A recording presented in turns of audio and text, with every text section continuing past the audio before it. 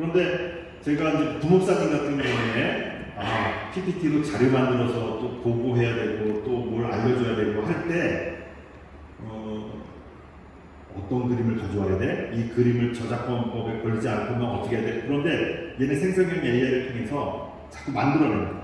나는 글로 말로 명령을 했는데 얘는 그걸 0101 하던 애가 그림으로 영상으로 뚝딱 만들어내는 멀티모달을 실행할 수 있는 시대가 됐다는 거예요.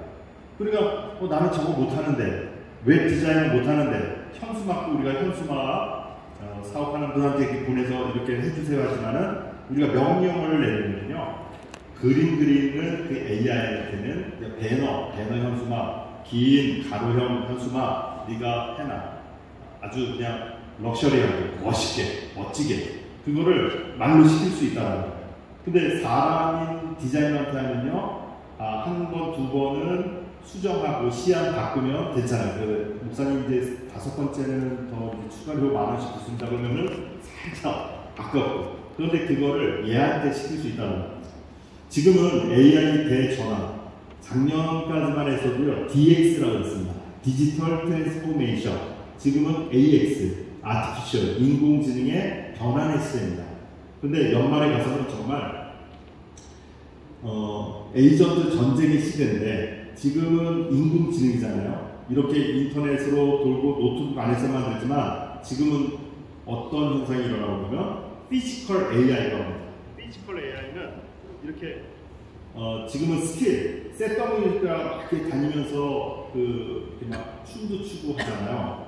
근데 그 춤추는 게 비보이들처럼 아주 유연해졌습니다. 백덤블링이라고 합니다. 백덤블링. 예전에는요, 카이스트에서 그런 말을 했는데 이 로봇이 전부 다 전구를 이렇게 전구를 우리 사람만이 이렇게 바꿀 수 있다 생각했단 말이에요. 그거를 바꾸는 걸 하면 200억, 100억인가 많이 든대요. 그거 하나만. 근데 지금은 어떠죠?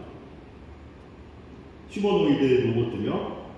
얘를 보고 얘는 이거 손에 찰 거구나. 얘는 벌릴 거구나. 그래서 사과는 냉장고 문을 열고 넣어놓고 쓰레기는 쓰레기통에 넣어놓고 피지컬, 몸뚱아리 로봇인데 탑재한 것은 AI입니다. 그러니까 아이한테 가면은 튜터가 되어줄 수 있겠고요.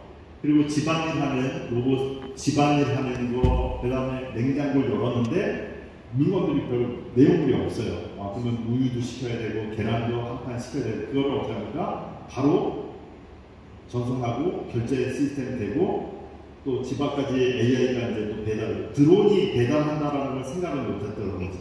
그러나 또 드론에다가 뭘 합니까? 수류탄이나 미사일을 넣어서 사람을 죽이겠다라는 걸 예전에 생각을 안 했습니다.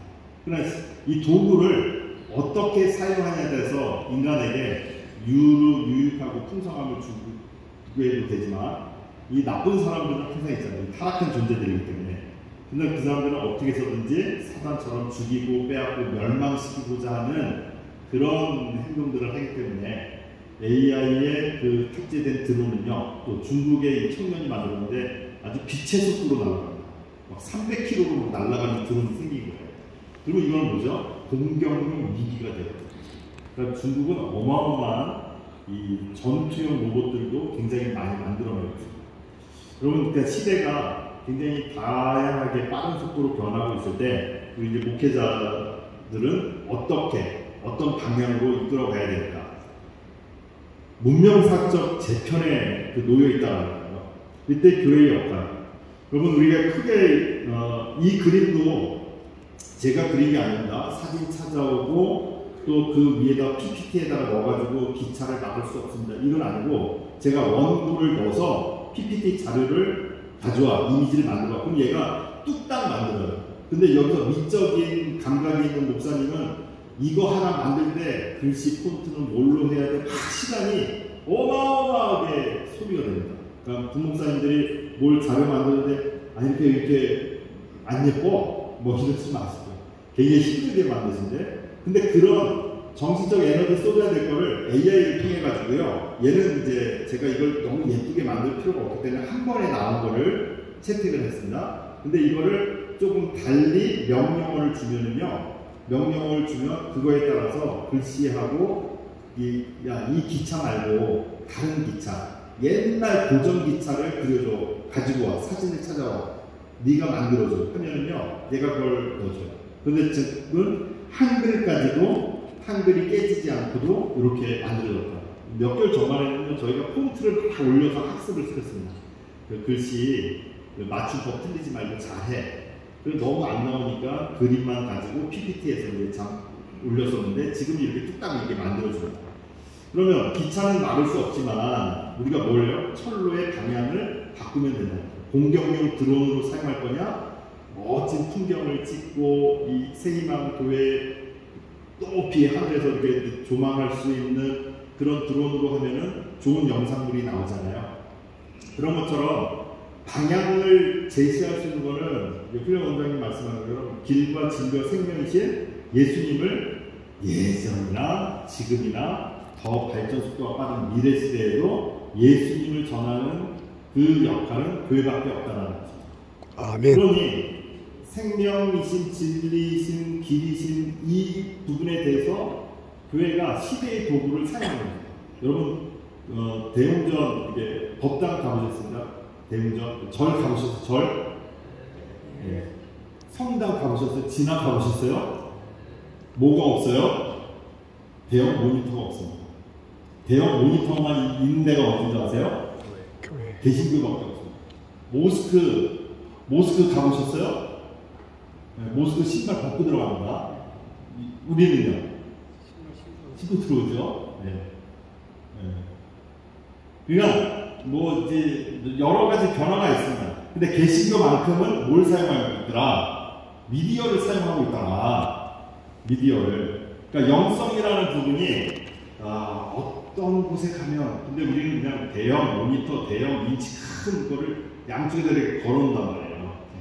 이 성도들의 편의성을 위해서 또 보여주기 위해서 물론 이제 사용하지 않는 데죠. OHP라고 옛날에 OHP 그다음 프로젝션 통해서 인치가 큰 TV, LED 모니터다가 이렇게 이제 또 이렇게 판을 붙이기도 하는데요. 보여주는 것이 그리고 시대의 도구를 잘 사용하고 있는 것이 우리 개신교다. 그럼 개신교가 이것만 사용하는 것이 아니라 시대의 도구를 내가 조금만 입혀서 목사님들이 그동안 너무 힘드시게 설교 준비하시고 했는데 말하는 도서관, 살아있는 이 도서관 걸 예를요 내가 명령을 가지고 와서 사용하는 겁니다. 나는 안 할 거야. 나는 내가 찾아서 할 거야. 16분 만에 수준 높은 박사 논문을 쓰는 시대에 나는 내가 이걸 사용 안 한다고 더 거룩성을 지키겠느냐? 그건 아닌 것 같아요. 그렇지. 네.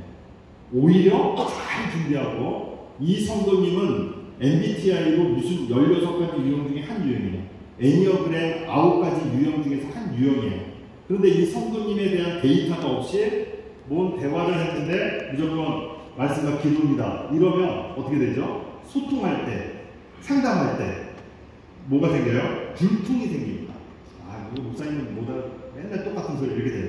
그런데 그 정보를 얘를 통해서 학습을 하는 거예요. 먼저 자료를 가져오는 거죠.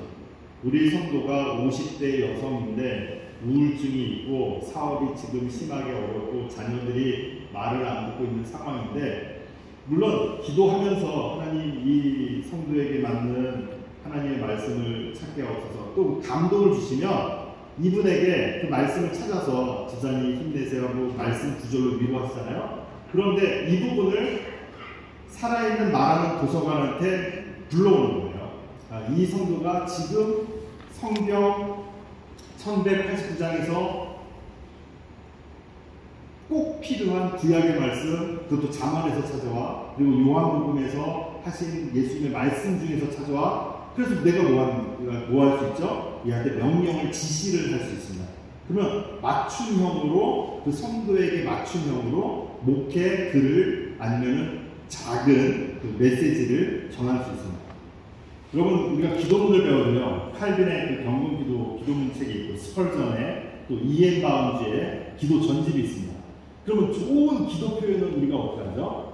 성경의 다윗의 기도, 우리 시편을 통해서 우리가 기도를 배우잖아요. 네. 그것처럼 또 신앙의 선배 사역자들의 글을 통하여서 우리 목회자는 글을 읽는 사람들이잖아요. 글을 읽고 글을